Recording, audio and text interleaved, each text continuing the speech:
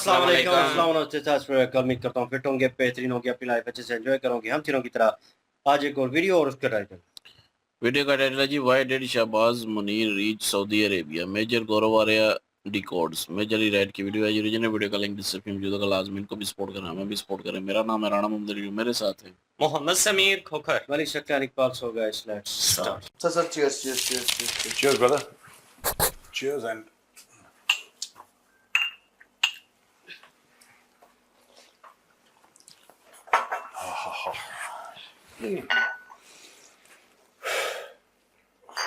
बताओ। सर स्वागत। स्वागत। हाँ, स्वागत। आप चखने पे चर्चा में आपका बहुत बहुत स्वागत है। हमारा चैनल बहुत अच्छा कर रहा है। आप देख रहे हैं 3-3 चखने हैं, तो हल्की बात नहीं है। अगर आप चाहते हैं कि इस कैमरे के पीछे बैठने वालों के लिए भी चखने चाहिए तो आप जल्दी 1 मिलियन पहुंचाइए। सब्सक्राइब बटन दबाइए। म्यूजिक। हाँ, आज गोप्स ने बोल दिया ऐसी बात है। म्यूजिक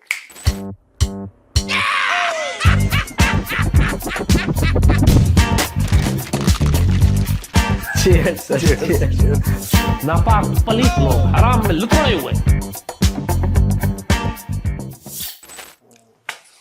फंड बढ़ेगा, फंड बढ़ेगा। जाना पड़ेगा तो मैं किसी कंट्री। हाँ, सर ये सारे के सारे सऊदी गए हुए हैं, क्या है मतलब समझ में नहीं आया किस्सा, ये क्या है? देखो, ये मैं आपको बताता हूँ। यहाँ आया है मच रही है वहां। ये बड़ा सोच समझ के गए हैं। 2-3 चीजें हैं जो पाइपलाइन में हैं, जिसलिए पाकिस्तानी गए। सबसे पहले पाकिस्तानियों ने वीडियो रिलीज करा। ये कभी सच नहीं बोलते, और मुझे लगता है कि जो 25 करोड़ पाकिस्तानी वो सच सुनना भी नहीं चाहते। वो एक मीठी नींद में हैं। उनको बोल रखा है कि बस उम्मा को चुम्मा तुम ही दोगे, उसी में खुश हैं ये लोग। सबसे पहले उम्रे के लिए गए ये लोग। जो उम्रा होता है, कुछ लोग उम्रा को छोटी हज भी बोलते हैं। उम्रा की एक खासियत है कि आप साल में except for the days of the हज, जिन दिनों हज होता है, उसके अलावा आप उम्रे में कभी भी जा सकते हैं। वीजा लगाइए, उम्रा में जाइए, तो दैट इज वो ठीक है। कौन कौन गया आप ये देखिए। इनका सीडीएफ मुनरिया वो तो गया ही है, इनका प्रधानमंत्री गया है, इनका डिप्टी प्राइम मिनिस्टर गया है, इनकी आधी कैबिनेट गई है। आधी कैबिनेट वहां पे पहुंची हुई है। अगर किसी को लगता है कि उम्रा के लिए गए हैं तो वो सबसे बड़ा बेवकूफ है। वो गुमराह हो रहा है। उसका कारण ये है कि ये उम्रा वाले जो शॉर्ट्स हैं जो डाले हैं, जो वीडियो डाला है, ये अपनी कौम को बेवकूफ बनाने की एक साजिश है। उसी वक्त आज फ्राइडे है, जुम्मे का दिन है। आज ही के दिन प्रेसिडेंट ट्रंप और सऊदी अरब के क्राउन प्रिंस मोहम्मद बिन सलमान की बात होनी है। पहले आप ये समझ लीजिए। हाँ बोलो। नहीं एकदम सर, उनकी बात होनी है जी। दूसरी चीज, पाकिस्तान को सऊदी अरेबिया, तुर्की और पाकिस्तान के बीच में एक डिफेंस पैक्ट साइन होना है। अब मैं आपसे एक बात पूछता हूं, सऊदी अरब को खतरा किससे है? डिफेंस पैक्ट तो हो चुका है, म्यूचुअल डिफेंस पैक्ट है। ये तुर्की को बीच में क्यों ला रहे हैं? अब मैं आपको 2 और चीजें बताऊंगा, फिर हम अगले सवाल पर चले जाएंगे। तीसरी चीज ये है कि तुर्की का बॉर्डर मिलता है सीरिया के साथ। अहमद अल शरा किसके साथ डिफेंस डील साइन कर रहा है? इजराइल के साथ। ठीक है, तुर्की इज पार्ट ऑफ नेटो। अगर तुर्की पे हमला होगा तो नेटो पे हमला माना जाएगा आर्टिकल 5 के तहत। ये बात क्लियर है। तो पाकिस्तान वहां पे क्या करती है बीबी? सोचो क्या करती। बहुत पहले हम बोलती कि आसिम मुनीर, जिसको कई पाकिस्तानी आसिम खंजीर भी बोलते हैं, ये धोखा देती ईरान को। हमने कवर भी करा था इसको बहुत widely. Ahmed al Sharaa is a Turkish intelligence asset. सही है गलत है? सही। वो टर्किश इंटेलिजेंस का एसेट है। ऐसा अगर हुआ तो सर ये लाल टोपी तो आत्महत्या कर लेगा। भाई बता रहे हैं कुछ था भी, क्या कह रहा था वो लाल टोपी? यार देखो, मैं बता रहा हूं, ये जो लाल टोपी है ना, ये लोग बहुत इंपॉर्टेंट हैं भारत के लिए भी। लाल टोपी जितना इंपॉर्टेंट आईएसआई के लिए, उतना इंपॉर्टेंट रॉ के लिए भी है। आईएसआई क्या चाहता है और रॉ क्या चाहता है? आईएसआई ये चाहता है कि पाकिस्तानी लोग गुमराह बने रहें, वो गुमराह रहें 24 घंटे, उल्टी सीधी ये फरिश्ते आए थे, जिन्न आए थे, इसी में पड़े रहें और उनको कोई लॉजिक से तथ्य देकर आप कुछ ना समझा पाए, वो कंट्रोल में रहें, वो कंट्रोल में रहे। ये ऐसा ही चाहता है, ठीक है। जितनी कलेक्टिव आईक्यू पाकिस्तानियों की गिरेगी उतना भारत के लिए अच्छा है। हमें 1000 जैद हामिद चाहिए, एक काफी नहीं, हमें 1000 जैद हामिद चाहिए जो हर रोज एक वीडियो बनाए, सिर्फ एक लॉन्ग फॉर्मेट, जिसमें दुनिया भर के लिए जहर उगले, खासतौर से हिंदुओं के लिए और यहूदियों के लिए। यह बहुत इंपॉर्टेंट है हमारे लिए कि वो लगातार दर लगातार रोज, ना सैटरडे छुट्टी ना संडे छुट्टी, रोज वीडियो बनाए, शॉर्ट्स बनाए और जहर उगले जहर उगले जहर उगले जहर उगले, और लोगों को उसका जस्टिफिकेशन दे। ये बहुत जरूरी है, सिर्फ जहर उगलना काफी नहीं है, उसका जस्टिफिकेशन दे। क्या आप इतनी अजीम कौम है, आपको गजवा हिंद के लिए पाकिस्तान बना था। आप एक बात समझ लीजिए, जो इन्फ्लुएंसर है जिसको लाखों लोग पाकिस्तान में सुनते हैं, करोड़ों ना भी सुनते हो, लाखों लोग सुनते हैं, लाखों में से कुछ हजार होंगे जो ये भरोसा करते होंगे कि जैद हामिद ठीक कह रहा है। अगर ऐसे 1000 जैद हामिद हो गए तो पूरी कौम दिमाग से पैदल हो जाएगी, जो कि काफी हद तक ऑलरेडी है, पूरी पैदल हो जाएगी। क्यों? क्योंकि जैद हामिद यही कहता है कि आपका काम, आपने कोई माशी तरक्की के लिए आपने जन्म लिया है, पाकिस्तान किस लिए बना है? इकोनॉमिक प्रोस्पेरिटी के लिए नहीं बना पाकिस्तान भाई, पाकिस्तान बना है गजवा हिंद के लिए। और अगर एक वीडियो से उसका एक पाकिस्तानी भी ये कन्विंस हो रहा है कि पाकिस्तान को सक्सेस से कोई लेना देना नहीं है, पाकिस्तान को तरक्की से कोई लेना देना नहीं है, पाकिस्तान को सिर्फ और सिर्फ गजवा हिंद से लेना देना है, तो इससे बेहतर भारत के लिए कुछ हो नहीं सकता। और अगर मैं गवर्नमेंट ऑफ इंडिया में होता या मैं कोई इस लेवल पे होता, पॉलिसी की लेवल पे, मैं कहता कि इस आदमी को दुबई के थ्रू पैसा दो, मोटा पैसा दो, और कहो कि तेरा सिर्फ एक काम है, एक तो तू रोज जहर उगल भारत के खिलाफ और यहूदियों के खिलाफ, डेली हिंदू यहूदी यहूदी हिंदू, ये कॉम्बिनेशन कर।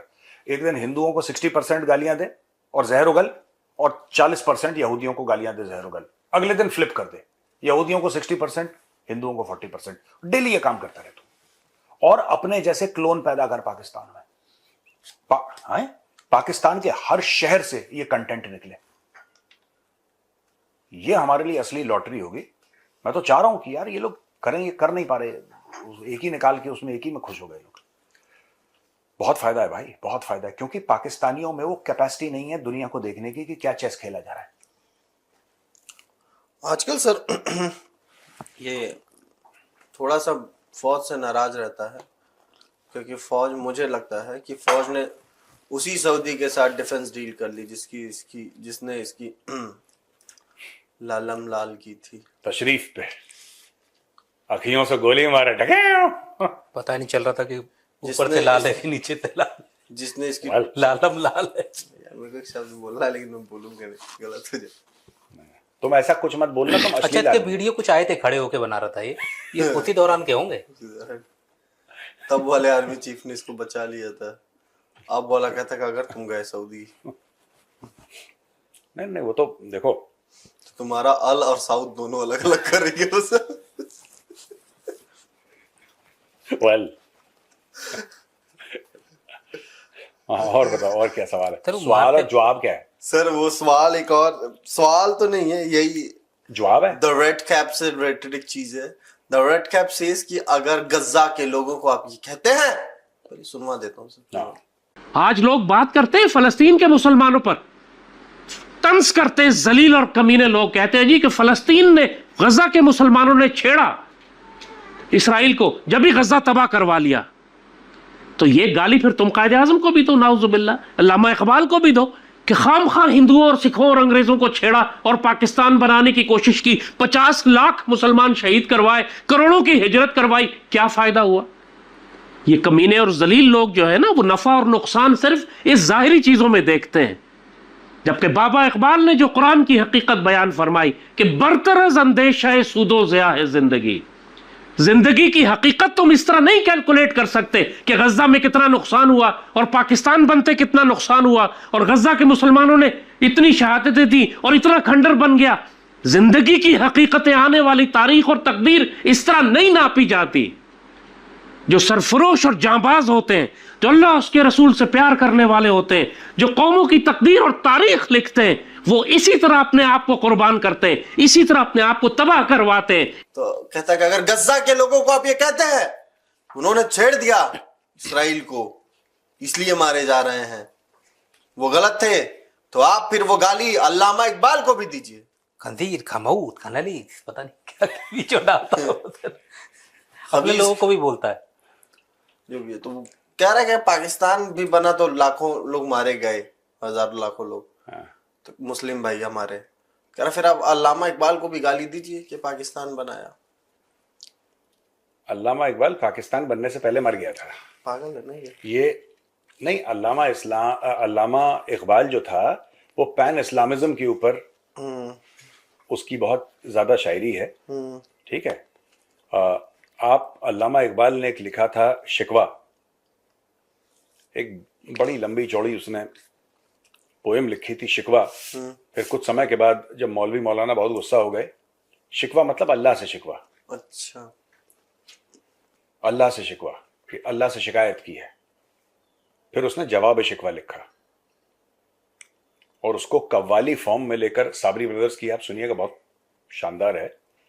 लेकिन एक पैन इस्लामिक वर्ल्ड, इस्लाम में नेशन स्टेट्स का रिकॉग्निशन तो है, नेशन स्टेट्स का रिकॉग्निशन है इस्लाम में, लेकिन उसको ज्यादा इंकरेजमेंट नहीं है।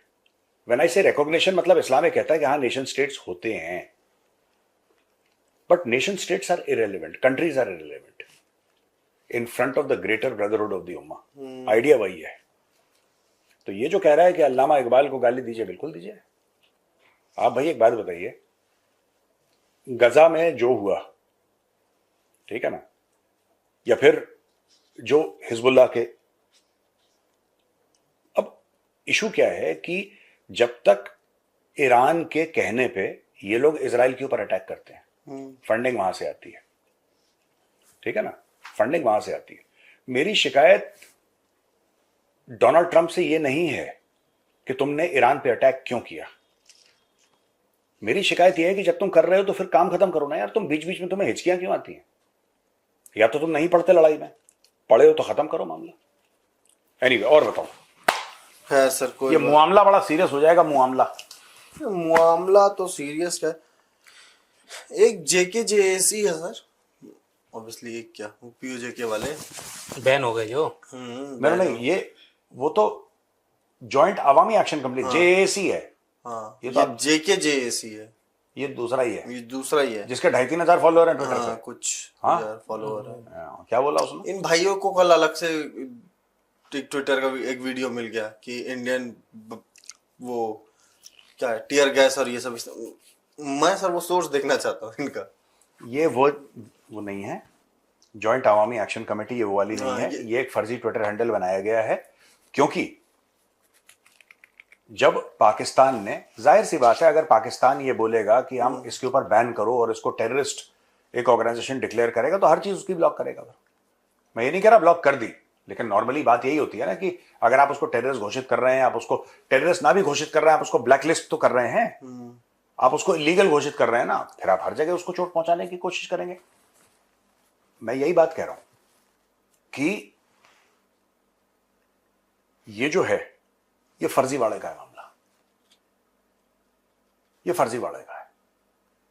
क्योंकि POK जल रहा है, POJK जल रहा है, और क्योंकि POJK जल रहा है इसलिए अब लोग पूछ रहे हैं, वहां पे लोग, people have been asking for the longest period of time कि यार वहां पे इतनी तरक्की है, यहां पे क्यों नहीं है?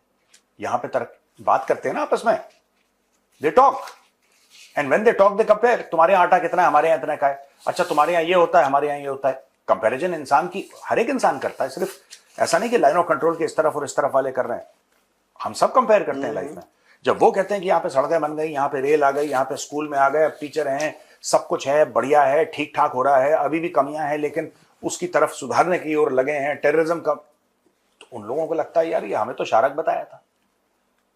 पाकिस्तानी फौज ने 77-78 साल से इनको बताया था तुम शारक हो, तुम्हारे बिना दुनिया नहीं चलती। सूरज जो उगता है और डूबता है, तुम्हारे चलते डूबता है। तो अगर ये कश्मीर है जैसा उन्होंने बताया कि ये कश्मीर है और पूरी दुनिया और पूरा जो मिल्की वे और सोलर सिस्टम जो है वो कश्मीर के इर्द गिर्द घूमता है। ये इनको बता रखा था डे वन से, तुम्हारे लिए न्यूक्लियर वॉर हो जाएगा और तुम्हारे लिए।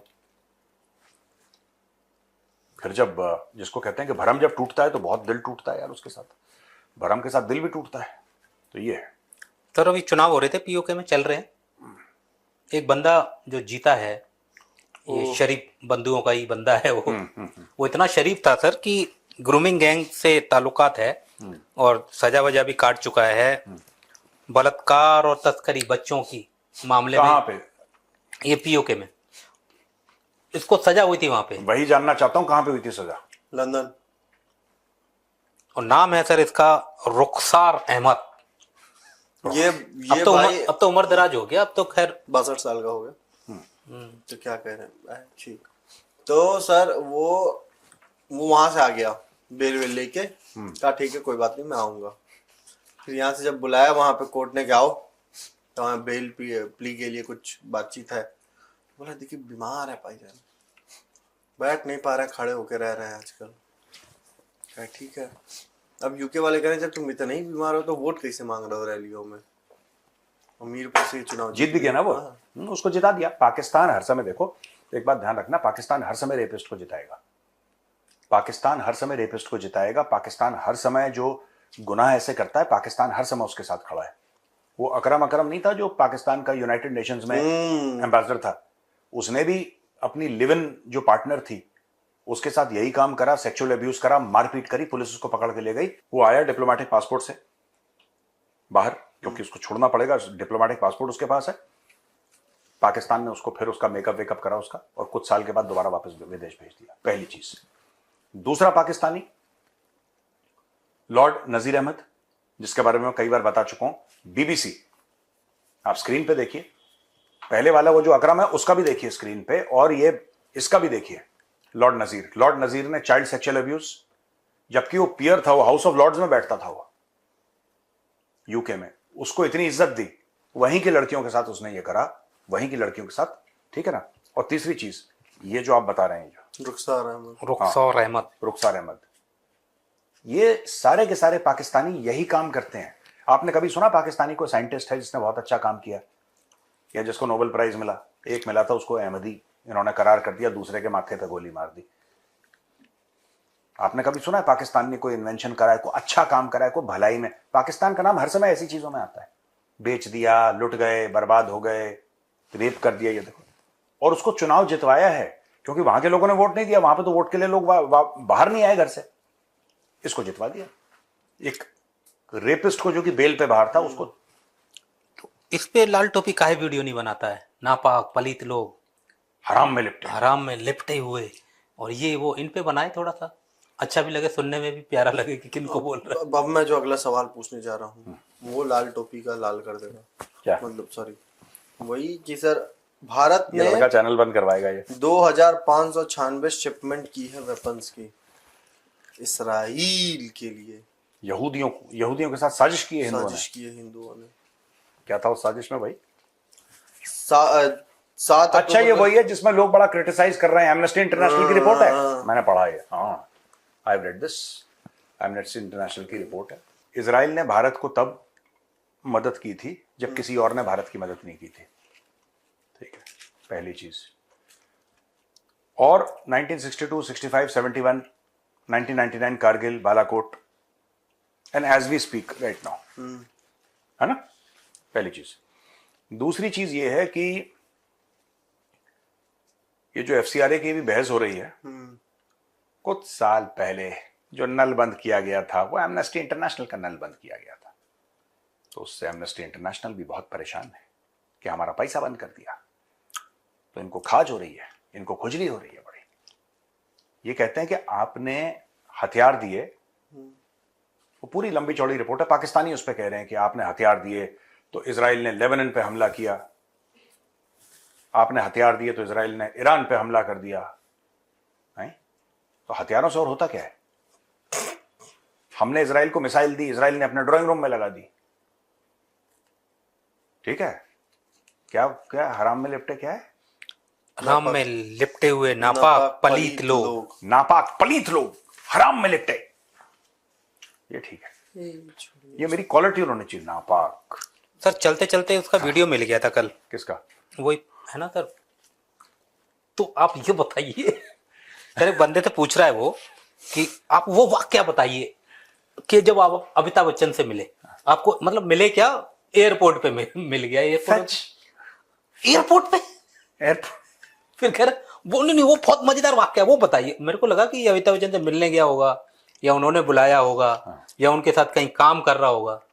कहीं कुछ नहीं, एयरपोर्ट पे मिला और उसी पे एक बाकायदा स्टोरी है उसके पास, और उसको वो कह रहा है बताइए आप, मतलब अच्छा वो भी तो बताएं, वो सिक्योरिटी चेक में तो अमिताभ जब बच्चन सिक्योरिटी ने चेक हम बेल्ट 10-15 मिनट हम साथ, क्योंकि बड़ी लंबी लाइन थी, अब उसके भी जैकेट उतरे, वो अंगूठियां भी ज्यादा वगैरह पहनते हैं, उसकी भी उठी। मैंने कहा सर आपकी भी उतर रही हैं? कहता है यार इनके लिए मैं अमिताभ बच्चन नहीं हूँ।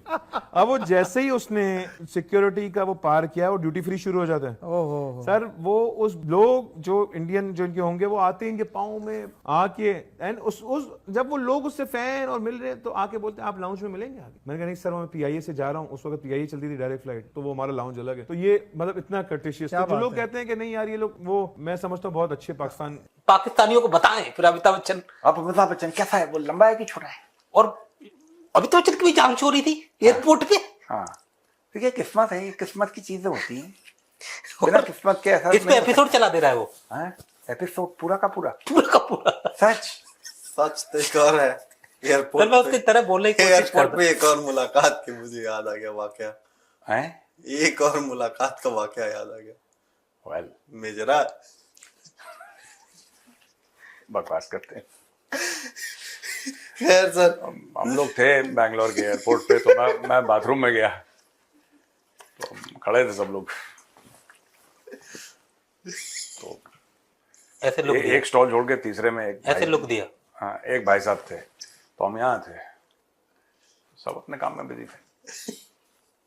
मेरी तरफ देखता है, कहता है ये मेजरा। मैंने बोला हेलो। तो उसको बोला ज्यादा नहीं, ज्यादा यहाँ पे फ्रैंक और फ्री होने की जरूरत नहीं है। भाई ने इग्नोर कर दिया। उसने पीछे मुड़ा, चला गया। मैं ये क्या था यार, बड़ा सॉलिड बंदा है। खैर सर, चलो सवाल पे चलते हैं सर। हाँ सवाल पूछिए। सवाल है सर, पीयूष जी। जी लाल टोपी जवानों शुरू हो जाओ। लाल टोपी के बारे में आप क्या बोलेंगे? लाल टोपी के बारे में, लाल टोपी जो है ना वो कह रहे कि इस तरह का चूरन बेचता था कि सबसे पहले तो पाकिस्तानी जो कौम थी उसने जो है ना वो इनको इस ट्रैक के ऊपर लगाया हुआ था कि एक टाइम ऐसा आएगा कि पाकिस्तान से काफिले निकलेंगे और उन काफिलों के हाथों में काले झंडे होंगे और वो कस्तूनिया से होते हुए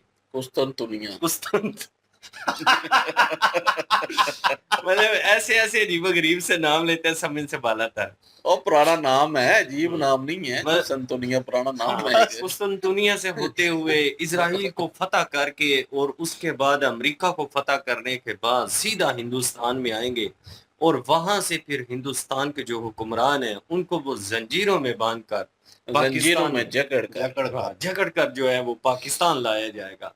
अब वो काले झंडे, किसी ने पूछा कि वो क्या हैं, तो कोई फाइटर जेट थे उनके साथ मिला रहा था, कह रहा था कि वो फाइटर जेट हैं, तो उनको काले झंडों के साथ तशबीह दे रहा था, मिला रहा। नहीं, अब ये बंदा इससे पूछे काले झंडे कौन यूज करता है? कौन करता है? अफगानिस्तान वाले करते हैं और वैसे। नहीं ओए, उनके चिट्टे हैं अब। अच्छा, अब चिट्टी हो गई। पहले काले कहाँ थे? नहीं, वो कलमा लिखा हुआ है उसमें, ब्लैक है, वाइट है। वाइट उनका वाइट है और झंडा है ना, कलमा तो ब्लैक में लिखा हुआ है। ठीक है आप ठीक है। बहरहाल ये है कि नहीं, सही कह रहा है, वाइट ये है और ब्लैक में जो है ज़ाहिर है ऊपर ब्लैक ही होगा, वाइट में लिखेंगे नजर ही नहीं आएगा। तो बहरहाल ये है कि वो ईरान के हैं, ब्लैक मतलब के शिया लोगों के। खुरासान से जो पेशेंट कोई के कह रहे हैं ना कि मतलब कि वो जो आएंगे फाइटर, ये वो जो पेशेंट कोई पढ़ते हैं, ये वो खुरासान का जिक्र है। तो खुरासान पाकिस्तान में नहीं आता, पाकिस्तान जो है वो हिंद में आता है। खुरासान आता है ईरान, ईरान आता है, बलूचिस्तान अफगानिस्तान का है, कुछ थोड़ा सा हिस्सा है और अफगानिस्तान पाकिस्तान का भी है थोड़ा सा हिस्सा, लेकिन ज्यादा ईरान का है। तो बाकी ये है कि अब इसने ये चूरन बेचना बंद कर दिया और एक नया चूरन ये लेकर आया कि पाकिस्तानी अवाम जो है ना पिछले दिनों में काफी ज्यादा सोशल मीडिया के ऊपर हमास की अच्छी खासी चित्रोल की है उन लोगों ने। जो लोग इन चीजों को समझते हैं, जो थोड़ा बहुत पढ़े लिखे हैं, तो वो उन्होंने यही कहा, उन्होंने कहा है कि हमास ने बड़ी गलती की है। हमास ने जो किया है उसका खमियाजा जो मासूम लोग हैं उनको भोगना पड़ा है। और इसराइल को उसने छेड़ तो दिया है, लेकिन इसराइल को छेड़ने के बाद हजारों लोगों की जानें जो फलस्तीन के लोगों की गई हैं, इसमें फलस्तीनी खुद जिम्मेदार हैं इस चीज के, क्योंकि हमास को वो खुल के सपोर्ट भी करती हैं। फंडिंग जो होती है वो सबको पता है ईरान से होती है, इसीलिए ईरान और इसराइल का युद्ध जो है वो चल रहा है। और इसीलिए इसराइल जो है वो ईरान के साथ किसी तरीके भी कंप्रोमाइज करने के लिए तैयार नहीं है, क्योंकि वो जानता है कि अगर ईरान के साथ वो कंप्रोमाइज करेगा तो ईरान कभी भी इस शर्त को मानने के लिए तैयार नहीं है कि वो जितनी भी जमातें उनको फंडिंग नहीं करेगा, क्योंकि ईरान ने तो करनी है। तो फिर कंप्रोमाइज करने का फायदा ही नहीं है, वो आखिरकार टूटना ही टूटना है। तो इसने ये कहा था जी कि अब पाकिस्तान की अगर बात की इसने, और इसने कहा कि पाकिस्तान में भी तो ऐसा हुआ कि 1947 में पाकिस्तान जो है जब अलग हुआ, ये अलग हुआ तो कोई कहता ही नहीं है, ये तो हम कह रहे हैं, वरना यही कहते हैं कि हमने आज़ादी हासिल की है। हर दूसरा पाकिस्तानी यही कहता है। अगर किसी पाकिस्तानी को ये कह दें हम कि पाकिस्तान आज़ाद नहीं हुआ, पाकिस्तान अलग हुआ है, तो सीधा हमारे ऊपर ठप्पा लगता है कि आप तो इंडिया की वीडियो बनाते हैं ना, आप तो हैं ही इंडियन एजेंट, आप लोगों को क्या पता है। आप ये बताएं कि आज़ाद नहीं हुआ तो फिर क्या हुआ। हम कहते हैं जी कि इंडिया का अंग था, एक ही था सब कुछ, और इंडिया से ही अलग हुआ। तो इस चीज को कोई मानने के लिए तैयार नहीं है, कहते हैं नहीं नहीं ऐसा कुछ नहीं है। पाकिस्तान जो था इसके ऊपर गोरों की हुकूमत हुआ करती थी, हमने गोरों से आज़ादी हासिल की है।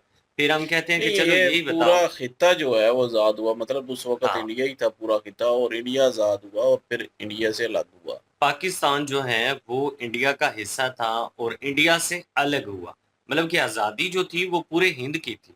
लेकिन ये जो है ना, हम जो कहते हैं कि 14 अगस्त 1947 को हम मनाते हैं, हम ये चीज़ नहीं मनाते कि एक ही था। हम ये कहते हैं कि पाकिस्तान ही था और पाकिस्तान के ही कुछ लोग थे, उन लोगों के नाम तक नहीं पता। पाकिस्तान के कुछ लोग थे, उन्होंने गोरों से आज़ादी हासिल की। उसमें मेन नाम जो आ जाता है वो कायदे आज़म का आ जाता है कि कायदे आज़म ने, यहाँ पे तो एक अफवाह भी बड़े अरसा तक मैं सुनता रहा हूँ। पिछले दिनों में एक बंदे ने मिसाल भी मुझे दी, तो मुझे कहता है जी कि कायदे आज़म वो लीडर है, जब गोरों ने कहा था कि मुल्क पाकिस्तान नहीं बनेगा तो उसने वो कुर्सी उठा के तो जज को मारी थी। उसने कहा था अगर नहीं बनेगा तो हम ऐसे बनाएंगे। ये किसने बोल दिया है? ऐसे बोलते हैं पाकिस्तान में, ये बहुत हैं? फेमस ये ये मैंने चीज पहली है। दफा सुना है। हाँ, मैंने तो कोई तो फिल्मी सीन ऐसा कायदे सुना आजम नहीं। ने गोरों से कहा था कि अगर आप नहीं बनाने देंगे तो हम ऐसे बनाएंगे। हमने कहा चले ठीक है भैया, अब यहाँ पे बहस बिल्कुल करने वैसे ही का बना फायदा ही कोई नहीं।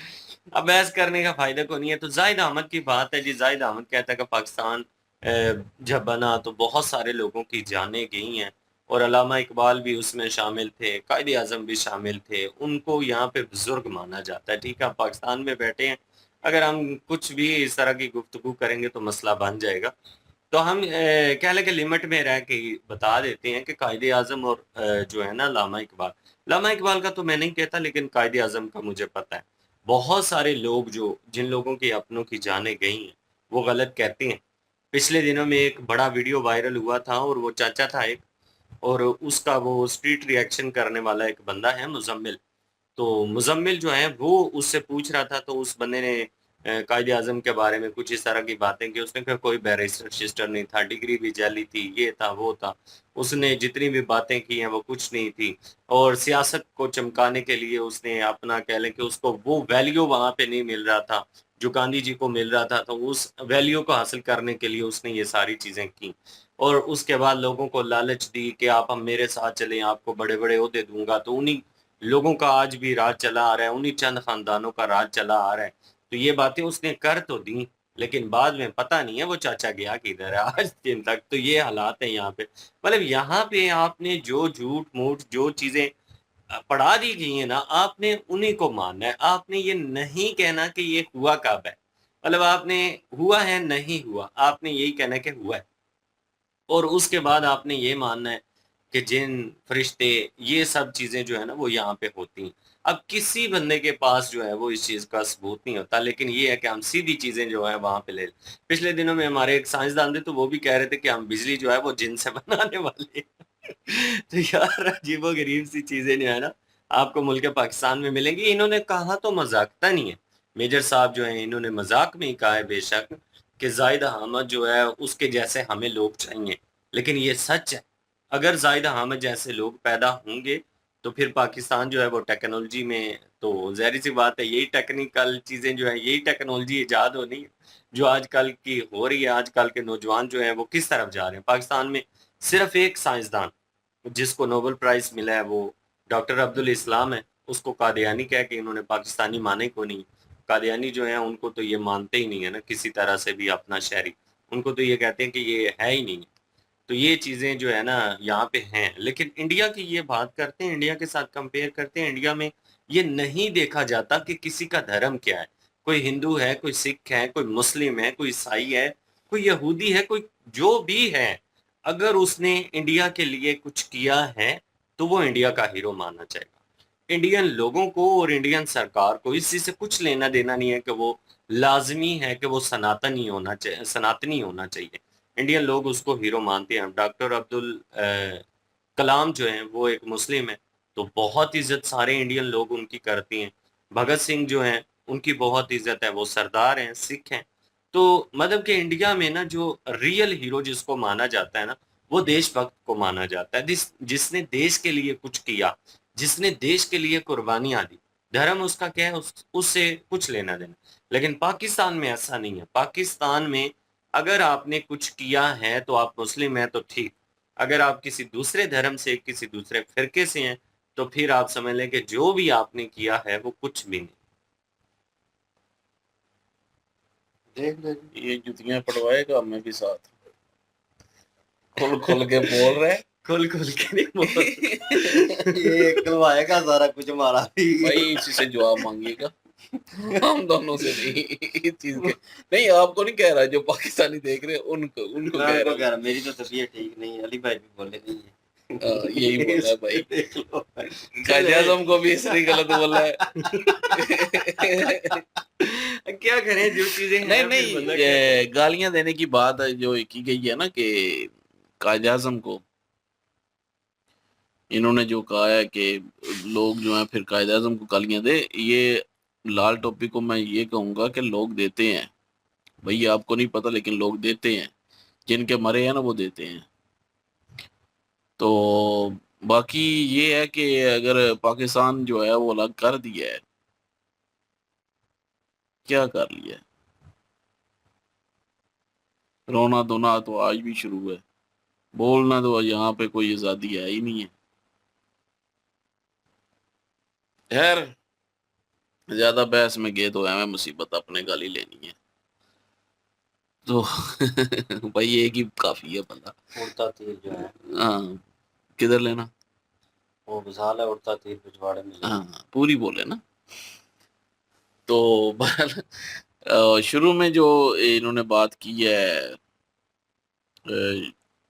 सऊदी पैक्ट के बारे में कि तुर्की भी बीच में शामिल है, बिल्कुल कल हो चुका है जी वो पैक्ट, तुर्की का, सऊदीया का और पाकिस्तान का, कि एक पे जो है टैक्स तो दूसरी जो कंट्रीज हैं वो अपने पे टैक्स समझेंगी। अब इसके पीछे रीज़न क्या है वो खुल के कभी ना कभी सामने आ जाएगा। तो बाकी अगर सिक्योरिटी के मामलात पे अगर देखा जाए तो सऊदीया के साथ तो पहले से पैक्ट मौजूद है। चलें ठीक है, अच्छी बात है, होना चाहिए। और लेकिन इसके क्या मकसद है पीछे और क्या क्यों है, इसका नुकसान होगा फ़ायदा होगा ये तो वक्त ही बताएगा। तो अभी डिस्कस इस पे जो है वो करना अच्छी बात नहीं होगी, बाद में देखा जाएगा कि होगा नुकसान या फ़ायदा होगा, क्या होता है क्या नहीं होता, पाकिस्तान के लिए अच्छा है या नहीं अच्छा, वक्त बता देगा। क्योंकि हम यहाँ पे बोलें भी कि सही है या गलत है, उसका ना तो कोई फ़ायदा है ना कुछ होने वाला है, ना हमारी किसी ने सुननी है, ना हमसे किसी ने पूछ के जाना है फैक्ट करने। तो दूसरा इन्होंने बोला कि गुमराह जो है वो लोगों को किया जा रहा है, बिल्कुल इसमें कोई शक नहीं है जी, गुमराह लोग हो रहे हैं सिर्फ इन चीज़ों को लेके कि हम ये कर देंगे, हम बड़े पावरफुल कौम है, हमारे पास ये है, हमारे पास एटम बम है, बस यही चीज़ें जो हैं वो, हमारे पास जज्बा है। भाई जज्बे ठीक है आपके पास है, लेकिन जो आजकल टेक्नोलॉजी है ना, उसमें भी आगे होना पड़ता है। तो उसमें आगे होने के लिए आप क्या कर रहे हैं, पहले सिर्फ इतना गौर करें, पाकिस्तानियों को बोल रहा हूँ या हमारे जैसे कोई सुन रहे होंगे तो उनको बोल रहा हूँ कि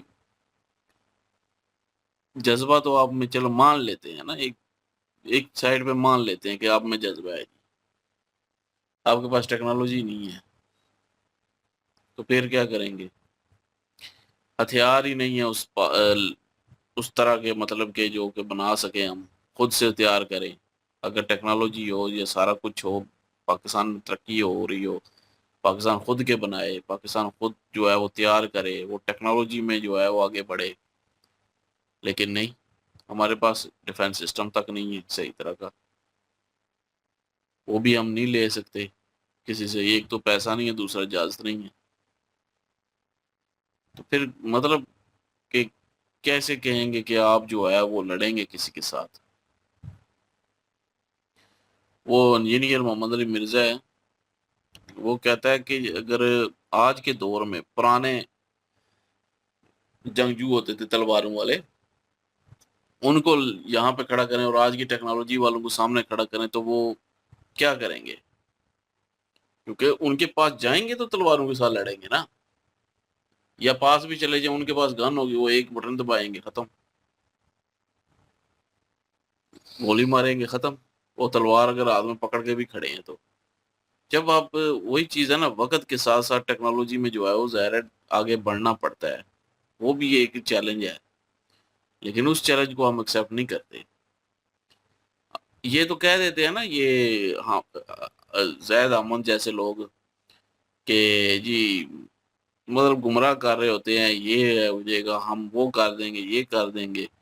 भाई ये तब भी होता है जब आपके पास भी टेक्नोलॉजी वैसी हो, अगला हथियार लेके खड़ा हो, आप तलवार लेके खड़े हो, अगला जो है वो हथियार क्लाशनकोफ लेके खड़ा हो, अगले के पास हेलीकॉप्टर हूँ, मतलब जहाज हूँ लड़ाका, अगले के पास मिसाइल हूँ, आपकी तलवारें उनको रोक लेंगी या आप उनको मार लेंगे जाके? नहीं मार सकते, चाहे आप में जितना मर्जी जज्बा है, आप ढेर हो जाएंगे उधर ही। तो टेक्नोलॉजी में भी आगे बढ़ना पड़ेगा, तो वो किस तरह बढ़ना पड़ेगा उस पर कोई फोकस ही नहीं है। तो इसीलिए कहते हैं कि गुमराह है ये सारा कुछ। भाई ये कह देना जी हम में बड़ा जज्बा है, हम जो है वो जंगजू हैं जी, हम ये हैं, हम वो हैं, हमारे पास एटम बम, सिर्फ एक एटम बम रखा हुआ है बस, बाकी टेक्नोलॉजी, बाकी सारा कुछ, उसमें भी आगे बढ़ना पड़ता है, बहुत कुछ है। उसके लिए पढ़ाई ज़रूरी है, तालीमी निज़ाम बेहतर करने की ज़रूरत है। इस तरह फिर छोटी छोटी चीज़ें काफ़ी आ जाती हैं बीच में। तो इन्होंने ठीक है, अगर 1000 होंगे तो वो गुमराह भी कर सकते हैं। बाकी हमारा भाई ईमान है कि जो नेक काम के लिए लड़ता है, जो जुल्म के खिलाफ लड़ता है, जो भाई अपना हक के लिए लड़ता है, उसके ऊपर वाला भी मदद करता है, चाहे वो फरिश्तों से करे चाहे जिससे भी करे। लेकिन अगर वो हक पे है, अगर वो राइट पे है, तब, वैसे नहीं। तो ये कह देना, तो ये मतलब कहना कि खुद से जो है कि हम राइट पे हैं, उसके लिए फिर जाहिर है फिर साबित करना पड़ता है कि हम राइट पे कैसे हैं, किस तरह हैं। तो ये चीज़ें जो है वो कहने से बेहतर है कि हम टेक्नोलॉजी में आगे बढ़ें, हम अपने सिस्टम को बेहतर करें, हम करप्शन को पहली बात है यहाँ से ख़त्म करें। अभी कोई पता नहीं कह रहा था, कोई मिनिस्टर को कह रहा था बीच में, नून लीग अपने कह रहा था कि 2.5-3 बिलियन जो है डॉलर दुबई चले गए। कैसे? ऐसे जैसे पहले चलेगी। वही कह रहा हूँ ना, कैसे, मतलब करप्शन हुई है। तो ये चीज़ को रोकना पहले ज़रूरी है, फिर जो है ये भाषण भूषण ये अच्छे लगते हैं। जो कौम के लीडर ही ऐसा कर रहे हैं, जिन्होंने मुल्क को बेहतर करना है, कि वो खुद मुल्क को लूट रहे हूँ, तो मुल्क ने क्या आगे तरक्की करनी है, या मुल्क के लोगों ने क्या आगे बढ़ना है फिर? और ये लड़ाने की बातें करता है लाल टोपी। इन्होंने लड़ना है, जो बेचारे भूख से लड़ रहे हैं। बिल्कुल जी, यही कुछ है। और देख लें सिचुएशन, आप इसी से अंदाज़ा लगा सकते हैं कि करप्ट किस्म के लोग, और आप क्या लें कि रेपर्स बोलना तो पड़ेगा भाई, क्योंकि उन लोगों को भाई सीट्स दी जा रही हैं, उनको ओहदे दिए जा रहे हैं। और वो रुखसार नामी बंदा जो है बीच में मेंशन किया गया। और देख लें, मतलब रिकॉर्ड तो निकल के आता है भाई फिर पाकिस्तान का। पास्ट में आपके लोग क्या करते रहे हैं, किन नोटों के ऊपर थे, कहाँ पे क्या गंद मचाया उन्होंने। और क्योंकि आप जब करप्ट लोगों को, ख़राब लोगों को, ठीक है, अपने सिस्टम में शामिल करेंगे, सिस्टम भी वैसे कोई दूध का धुला हुआ नहीं है, वो भी करप्ट ही है, वो तो वेलकम करेगा ऐसे बंदे को। लेकिन यह है कि आप देख लें फिर जो लोग सपोर्ट में है ना इस सिस्टम के, तो फिर उनको सोचना चाहिए कि हम किस सिस्टम को सपोर्ट कर रहे हैं। अगर ऐसे बंदे आएंगे तो भाई हमारी कंट्री में आपको क्या लगेगा कि मतलब सबकी इज़्ज़तें जो हैं वो महफूज होंगी, क्योंकि इन लोगों ने जिस तरह का किया है और जिस तरह का सिस्टम उन्हें आगे मिल रहा है कि उन्होंने कहा कि एक बंदा करप्ट था, यहाँ पे आया और उसको जनाब रीफॉर्म करके वापस भेज दिया गया कि लो जी, हमने बाय डिफ़ॉल्ट वो चीज़ें ख़राब थी, हमने उसको अपडेट कर दिया है, बंदा वापस ले लिया। तो मतलब ऐसी सिचुएशन चल रही है। और कभी कभार मुझे जो फॉरेन कंट्रीज़ हैं उनकी भी समझ नहीं आती कि ऐसे बंदे को री एक्सेप्ट क्यों किया जाता है दोबारा। उनको सज़ा देनी चाहिए, आई थिंक वहीं पे ख़त्म करना चाहिए। और पाकिस्तान को भी जितना भी करप्ट है जो भी है, लेकिन इस जैसे बंदे जो हैं वो यहाँ से ख़त्म कर रहे हैं, तो उनको वो दोबारा एक्सेप्ट क्यों कर रहे हैं। वो कहें हाँ ठीक है, लेकिन भाई अगर लेते हैं, पिक करते हैं, यहाँ पे वो आते हैं, तो उन्हें कोई सियासी सपोर्ट या कोई इस तरह की चीज़ ना दी जाए, क्योंकि वो उन्हें पता है कि हम करप्ट हैं, हम खराब हैं और हमें कोई पार्टी सपोर्ट करेगी तो हम उसमें जनाब हिस्सा डाल देंगे। क्या किया होगा इस बंदे ने, इसने पैसा दिया होगा भाई ठीक ठाक, इसने कहा होगा एक तो मैं पैसा दूंगा अपनी तरफ से, ऊपर फंडिंग लाने की कोशिश करूंगा, पार्टी को सपोर्ट करूंगा, यही होता है।